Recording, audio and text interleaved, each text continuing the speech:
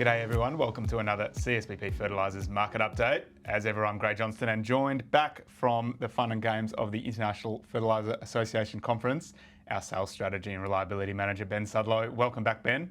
Thank you very much, Grey. Now look, we try to aim for 5 minutes here, so you've probably got 30 or 45 minutes of brilliant stories from IFA, but maybe if you can just keep it to the real high points for us. Okay, easy. International Fertilizer Association conference, as it is, occurs once a year. This year was in Singapore, and all the global producers, suppliers, traders, buyers of all fertiliser products, whether that be at the very bottom end, say a small coating product, right through to the big majors who are supplying 10 plus millions of tonnes of potash or nitrogen to the global market, are all in one place at once, talking fertiliser. And if there's any place on planet Earth you want to be to see 3,000 or 4,000 people getting together talking for 3 days about fertiliser, there's no place you'd rather be than there. The FOMO that's coming back out at us across the airwaves from all the people who have missed out on that glorious event is just phenomenal. But I bet you talked about what was happening in global urea markets, which I'm sure there are people out there interested in hearing what's been happening. Nick gave us a brief update last week, but since we've caught up a couple of weeks ago, what's been happening? Yeah, so I mean, this time of the year we're talking about nitrogen, urea, and look, I think when we spoke a couple of weeks ago, we're really at prices of urea have edged up slightly further, and maybe they're up probably $35 to $40 a tonne on what they were a couple of weeks ago when we last caught up. The significance now is the pricing for ships, which we've spoken about, which might arrive later. It's into July. There's most of that. Maybe there's one ship to come, but most of it's now priced and either here or on the water coming here from across the entire market. Very good. And speaking then of ships coming into WA, we've talked a few times over the last couple of months with yourself and with Manraj and with Nick about potential congestion and a lot of action happening around not just Kwinana, but Geraldton, Bunbury, Albany, Esperance as well. How's the import season playing out so far? I said to Manraj, and Manraj looks after our shipping and bringing our ships into the various ports, that the funds over on buying ships, that's been done now. It's now they're coming or they're here.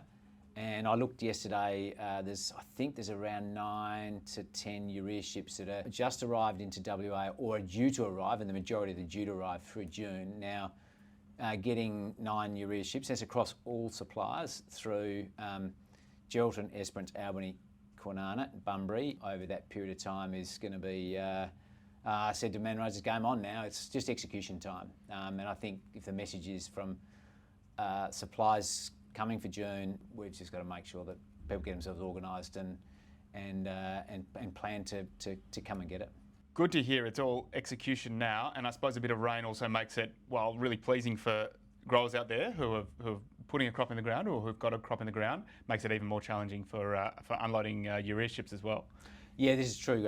We're quoting on the Wednesday, and look, there's been some rain through the south of the state. Hopefully we'll get some more over the next 3 to 4 days, and very much there's confidence on the season as that builds and grows. We expect that they will come forward and start not only just collecting their nitrogen, but start forward committing their nitrogen.